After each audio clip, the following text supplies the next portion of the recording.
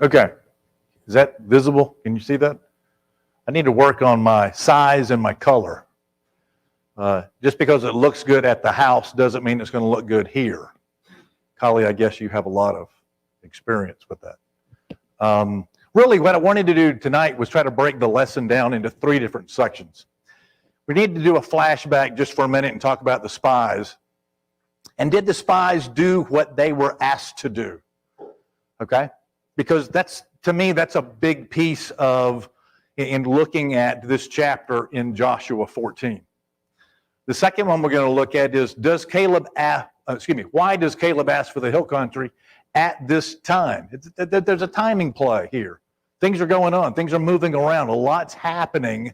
And Caleb asks for this, makes this request at a certain time. And the last thing I want to do is, what's Caleb's relationship with God? We're looking in Numbers 14 and Joshua 14 to kind of get that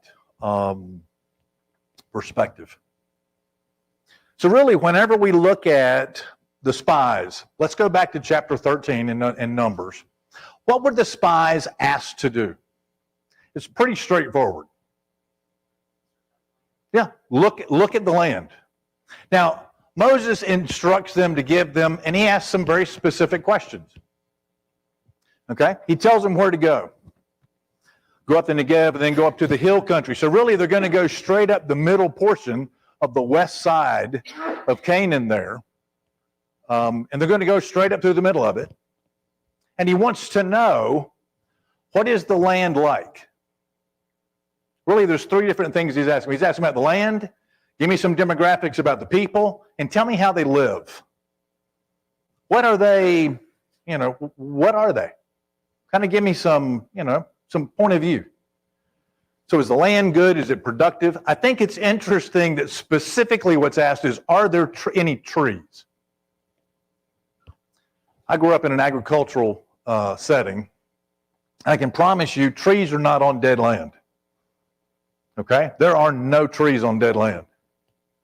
Okay? So I also think it's interesting, where are these people coming from? I don't think there's any pine forest where they came from. So perhaps they're looking forward into, it's kind of an indication maybe. If there's some trees there, if there's some vegetation there, what's it like? Tell me whether it's productive or not. Tell me about the people. Are they strong? Are they weak? Are there a lot of them? There's just a few of them. Are they scattered out? Where are they at? What do they do? And then tell me about how they live. Do they live in open camps? Are they in fortified cities? Kind of give me something to work with here as far as how they live their lives. And then I think it's funny that he says, show yourselves courageous. I may be reading a lot into that, but whenever I think about spies, I think about stealthy and maybe they weren't supposed to be seen. But whenever I read that, I also think maybe he's telling them to be courageous because, you know what? Maybe you're going to interact with these people. Maybe you're going to have some conversations. Maybe when you go into that city, you're going to have to stay there. Maybe you're going to have to eat at, one of the restaurants. Maybe pick up something at Starbucks. Maybe you're going to have some interaction. Be courageous. Don't be sheepish. And by the way, while you're there, pick up some fruit. Why does he say that? Proof. It was grape season, right? Grapes are coming in. Pick up some fruit while you're there. What do they come back with? What was the report? 40 days later, they come back, and the Canaan report is published in the Jerusalem Gazette, right? And they're sitting there, and they're going through this. How did they describe the land? Land is amazing. Land is awesome. It's fantastic. They can't say enough good things about it. It's flowing with milk and honey. Those are 2 phrases that initially don't mean anything to me. Flowing with milk and honey doesn't conjure up some wildly productive. However, it may have had some significance to them. Okay? But it seems to be very fertile, very productive, very just amazing. Okay? The people, they're strong, they're mighty, they're big people there. Okay? The descendants of Anak are there, specifically mentioned. The cities are fortified. They're very large. They also reported the different kinds of people and where they had lived geographically in the area. Okay? But something else came back with them that wasn't asked for. Do you know what it was? How many people went? 12 people go. How many people said it's a waste of time? 10. So 84% of the people said, forget it, it's a waste of time, we shouldn't go. 2 of the 12 said, hey, we got to go and we got to go now. Right? Did God ask for that? If you would, look in Numbers 13. It says 14, but it's 13. Numbers 13, verse 30. They're giving the report and they're talking to all the people, and all of a sudden it shows up that Caleb quiets the crowd. Why does Caleb have to quiet the crowd?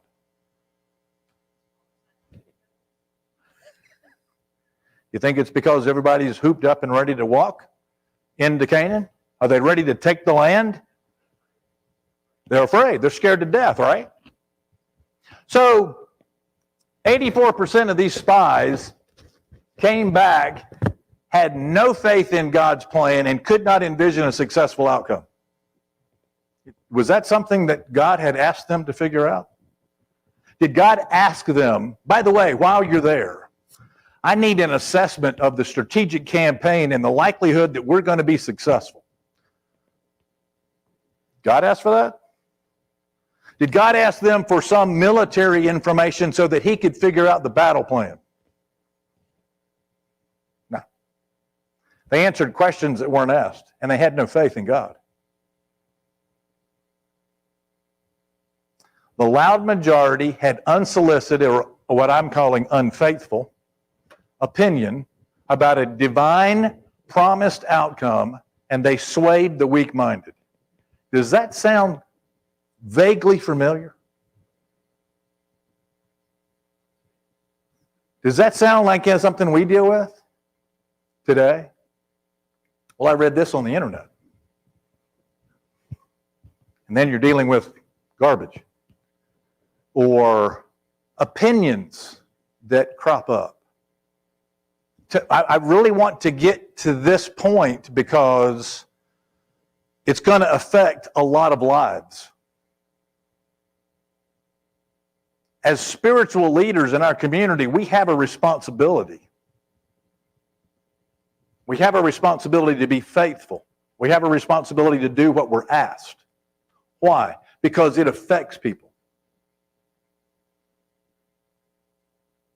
What did the 10 spies do? They killed an entire generation of people, didn't they? Were they asked, by the way, we're going to take a poll of all 12 of you, how many of you think God can do this?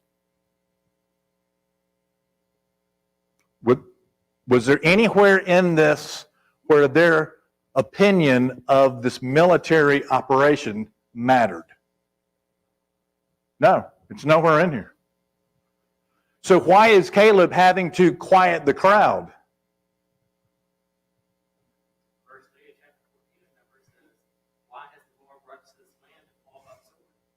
You've got to be kidding me. We're all going to go up there and die.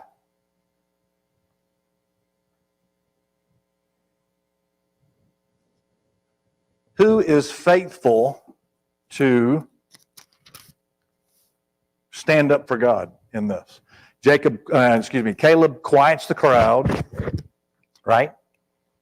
In 30. Let us go up at once and occupy it, for we are well able to overcome it. Then the men who had gone up with him said, we are not able to go up against these people. Does it sound like God is at all in the conversation when it comes down to the 10? How important is us in our speech, in our activity, in our lives to have God permeating inside of it. There's a conversation shortly hereafter. The Lord's going to come into this conversation, and he is going to say, fine, just forget it. I'll just, you know what, we'll just raise up that whole new family, and we'll just, and Moses and Aaron petition God and say, no, we can't do that, right? And they kind of go back and forth just a little bit, and finally the Lord gives a decision. What happens to the 10 spies that did not believe they could go?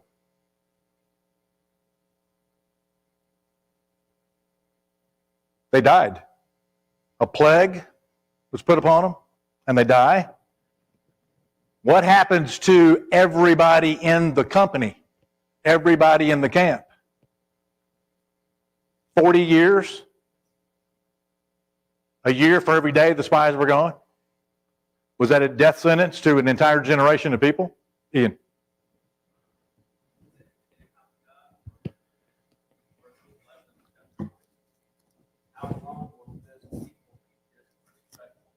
Despise me, yeah.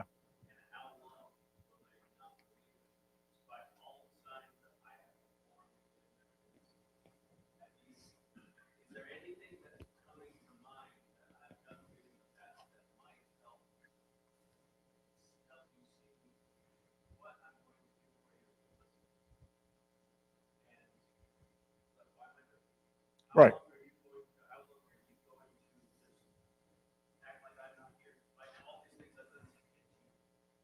Right. Forget the history. Forget everything that's happened. Right. So, at the end of the conversation, whenever the Lord's handing out his judgment, there is something that Caleb is promised. Right?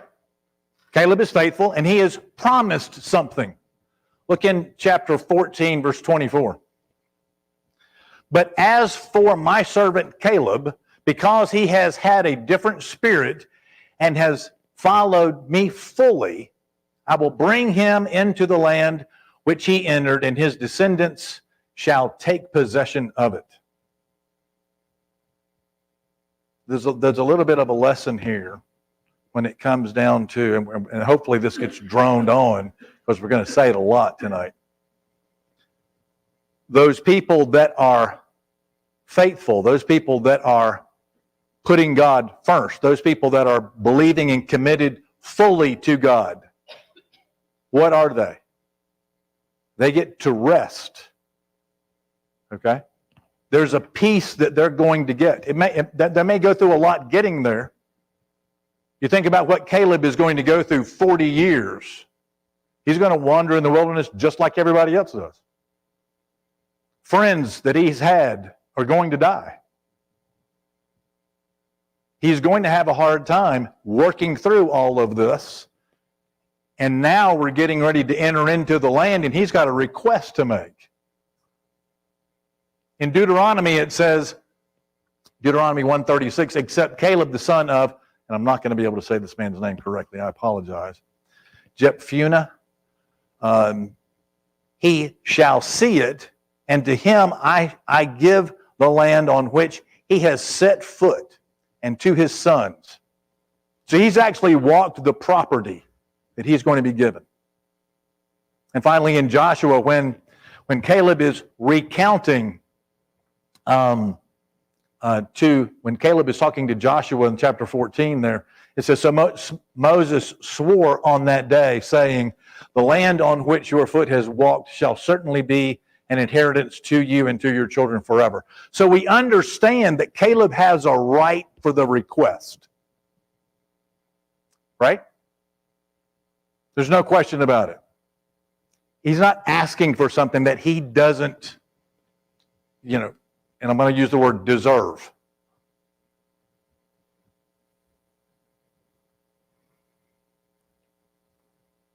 But why does he ask now? If I look in Joshua chapter 14, I look in the first 2 verses. These are the inheritance that the people of Israel received from the land of Canaan, which Eleazar the priest and Joshua the son of Nun and the heads of the fathers, the houses, the tribes, the people of Israel gave them to inherit. This is an important peace. Their inheritance was by lot. Just as the Lord had commanded by the hand of Moses for the 9.5 tribes. So we got 2.5 on the east side that had already been decided. We've got 9.5 on the west side that are still to be laid out. And how would they be chosen? They would cast lots. Well, what about Caleb? Well, let me stop for a second. I found this to be this is just a factoid. This is just something that I thought was just interesting. From chapter 14 to 19, that's where we've got the 9.5 laid out, and this is when the inheritances are given. At the beginning of this portion, in this patch, we've got Caleb being given his property in Joshua 14, 16 to 15. And then Joshua is given his, Caleb's first, Joshua's second, or last. And they're bookends. He's in chapter 19. Okay? And everybody else is in the middle. These bookends frame, if you will, the major section describing the actual allocation of the other tribes who didn't receive anything on the east side of the river. And I think it's interesting that Caleb is mentioned and Joshua are mentioned independently but specifically.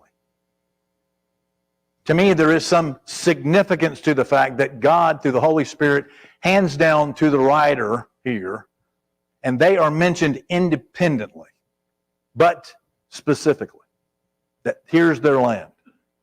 Why do you think that's important? What were we told in Numbers 14? We already read it. Go ahead.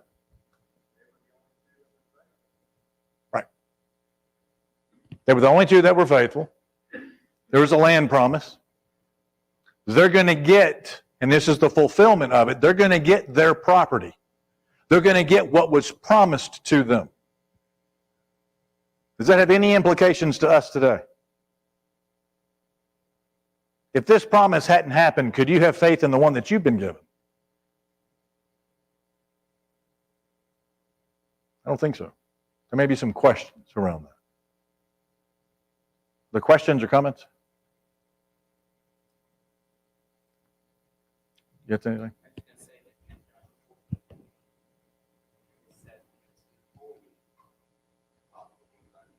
Mm-hmm. Yeah, there was no mistake. Derek just used the part where he wholly followed. Okay? Now look at this. I'm going to get back to your point. I'm sorry. I got a slide in here that I didn't remember right off the top. So why does he ask now? The land's being divided. Caleb had to be first before the casting of the lots for the land. Judah would have come first because of their leadership role. But Caleb had a priority because of the oath that was given to him. In essence, what Caleb is saying by this request is, you really need to divide the land. You cannot divide the land until you deal with my oath. And that's his request to Joshua. And it's interesting that he's making this to Joshua. How many people would have been there in Numbers 14 that are here in Joshua 14? How many people would have been an eyewitness to this oath?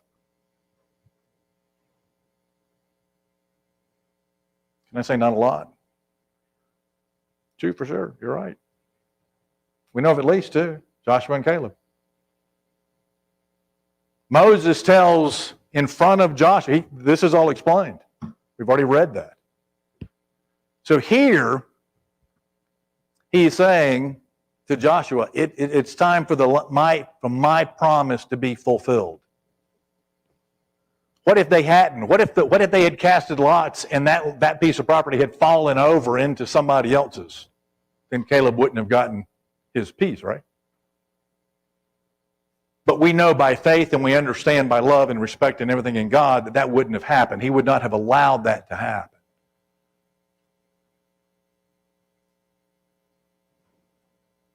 Questions or comments?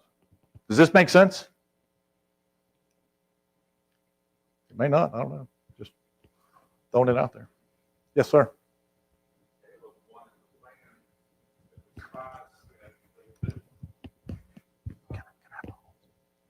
Yes. Well, they didn't think they could take any of it. They didn't think they could take any of it. Right.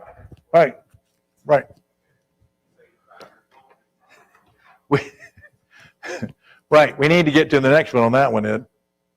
What does he actually, no, you're fine. Wait, what is the request actually, what is his actual request? Because this is absolutely wonderfully written. What does he do? He reminds Joshua of the oath. He tells him how old he was when this started. He's 40 years old, right? And he tells him his purpose. And he distinguishes himself from his brothers. He says, I followed the Lord, but my brothers, whenever they spoke to the people, their heart melted. So he makes a distinction between him and the entire other 10 spies that went with him. I wholly followed the Lord my God, Ed. He says that within his request. Moses swore the land to me. The Lord has kept me alive these 45 years since the Lord spoke. Still strong as of today, of that day. Is that something that's remarkable to begin with? You're still alive and you're just as strong as whenever you were 40. That would be amazing, by the way. And my strength for war, for going and coming. Then at the very end of it, he says, give me this hill country of which the Lord spoke on that day. And yet he does bring up the Anak that are there. And he even mentions, if the Lord is with me, I shall drive them out just as the Lord said. Do you hear anything in that last piece that sounds consistent with what we read over in Numbers? Whenever he's telling them, you can't rebel against God. He'll give this to us. Now think about everything he's been through. From the time that started, the 10 spies have a plague, they're dead. They wander in the wilderness and an entire generation of people are gone.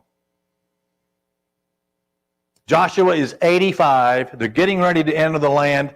He said, here's the peace I want. And by the way, I'm just as strong as I was when we started this, and I can take it with God. If he is with me, just like he said, we'll have it. There's a consistency there throughout this request. Yes, go ahead. Mm-hmm.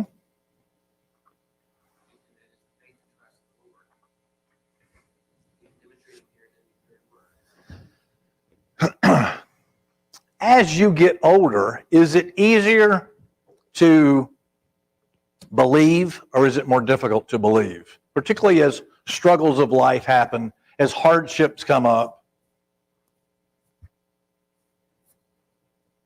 Is that a factor? Is age a factor? Does it mean anything that he says, hey, it's 45 years ago, this is what I said. By the way, 45 years later, I'm saying the exact same thing. With his experience that's going on, the hardships that he's faced, could he have been a little depressed? Could he have been a little weary? Could he have just been tired of it all? Does Caleb exhibit any of those attributes at all? Exactly. Is he just being arrogant when he says, hey, I'm just as good as I was when I was 40? Is that just a guy thing?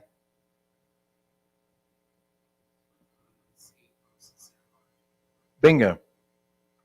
We're going to get into that last, I believe.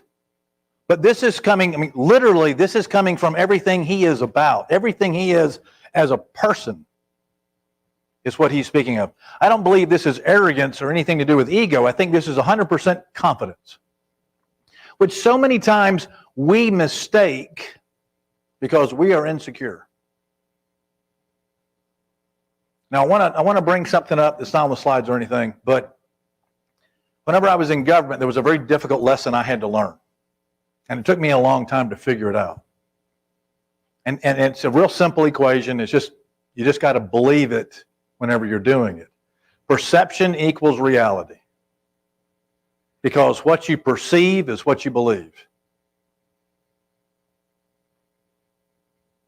I've joked with Derek at least 10,000 times that the man's never had a bad day.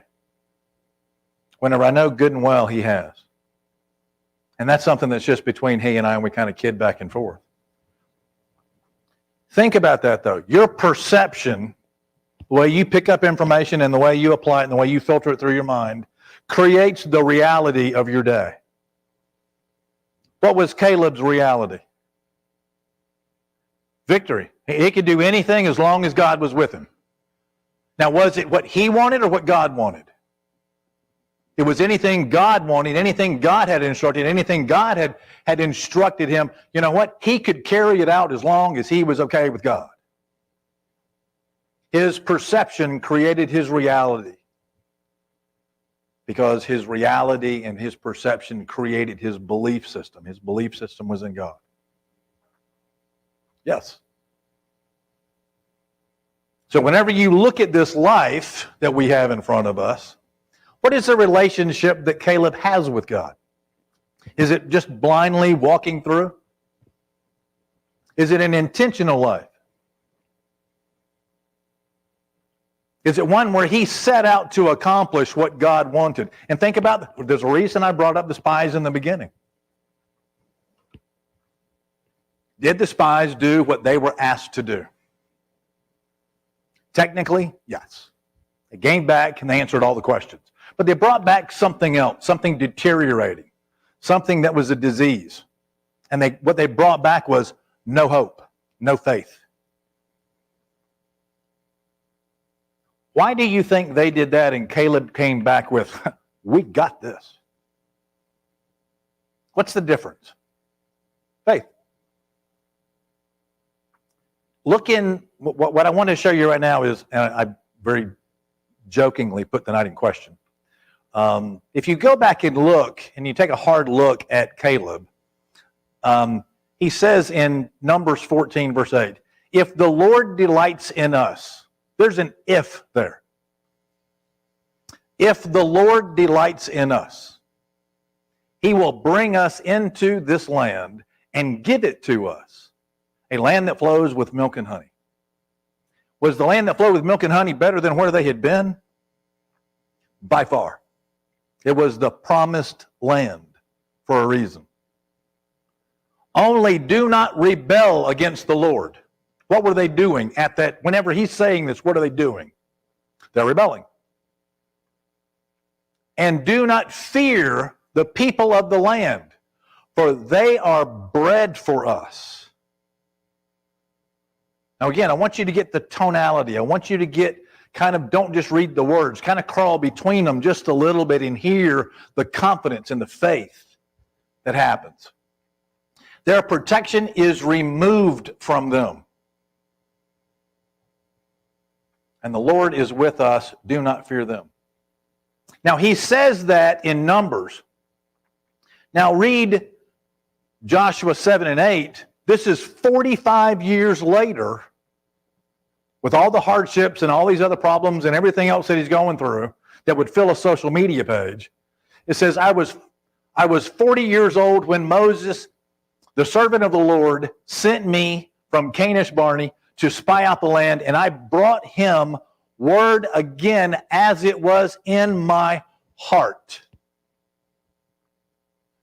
Now, if you would, I want to stop here, jump back up to the Numbers 14 part. Now read that understanding. He's not just saying that because it's cool. Where did those words come from? What does that guttural message originate? It originates in his heart. He believes it with every fiber of his being. 45 years later, he's going to say the exact same thing. But my brothers who went up with me made the heart of the people melt. There's nothing more powerful than gossip. There's nothing more powerful than a message. It's a shame that we don't take that and we don't use that whenever we talk to people. Think about this. And I hate to admit this, but I have done this. There was one lady at work that every time I walked in the door, she told me how bad it was. Every single day. And I just got tired of it. So I told her every day, whether it was true or not, you look amazing. Your husband's a lucky man. I think you're doing an awesome job. It took probably 8 months for that message to sink in, and people came back and told me, she's a different person. What's happened? I don't know. I don't know. And I can't take credit for it. All I know is I compliment her every time I see her. What if I did that about the Word of God to people? What if I did that like Caleb does? Can you imagine being around somebody of his stature, of his belief, of his exuberance? Wouldn't it be difficult?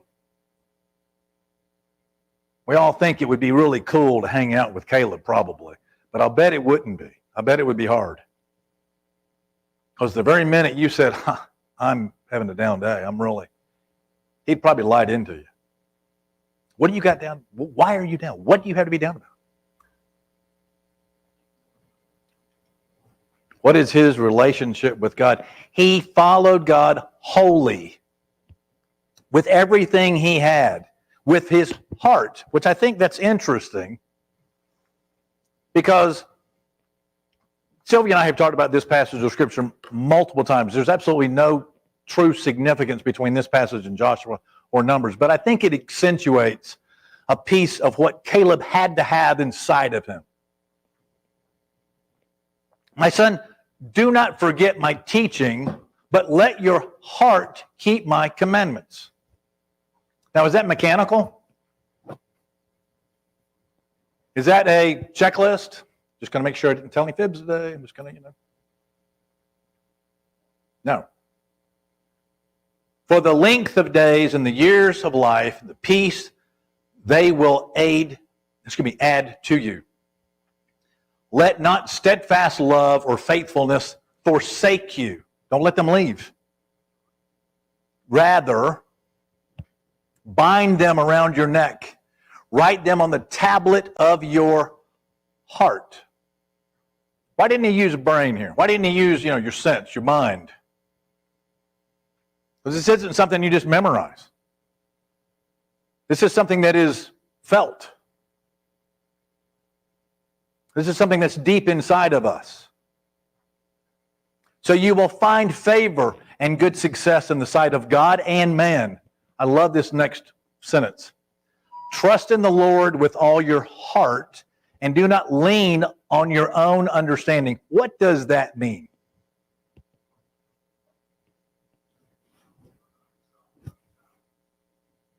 That's one good one. What? Somebody over here? Would you have? Yeah. What do we normally do?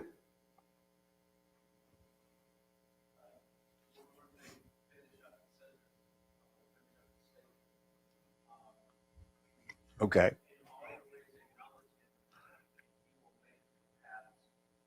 Right.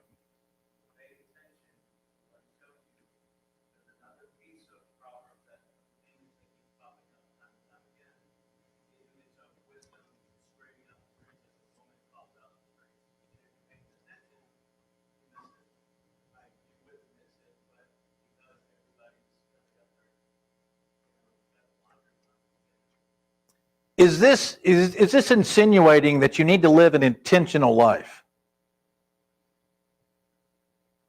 I can't just bop through life just thinking, well, that's good. I'll just do that, and I'll just, I'll just be very carefree about everything, and I'll do that, and I'll. Does this require some attention to detail? Does this require me to turn off some of myself? Is my life about me? Am I bringing any scriptures to mind? Because I intentionally did not pack this full of other scriptures because I wanted to see if maybe we could get some from somebody else. Trust in the Lord with all your heart and do not lean on your own understanding. In all your ways, acknowledge Him. In all your ways, acknowledge Him. Not just when you're here. How about when you're home alone? I had a conversation with a guy one night, and he made the comment, well, I give God his piece of the pie. And so I got on a whiteboard and I drew it. I'm very visual. So I drew it on the whiteboard and I drew the pie. I said, what about here? Is God here? Is God in this piece of pie? Is He here? Because if He's over here, that's His piece of pie, then He's not in that one. And instead I drew a hole, I drew a circle in the center. I said, maybe that's the idea. Is that God's got to be part of all of them. Or maybe better than that, maybe God's the crust of the pie. I mean, there's a lot of ways of illustrating a picture here. But when it says, in all your ways acknowledge Him, and He will make straight your paths.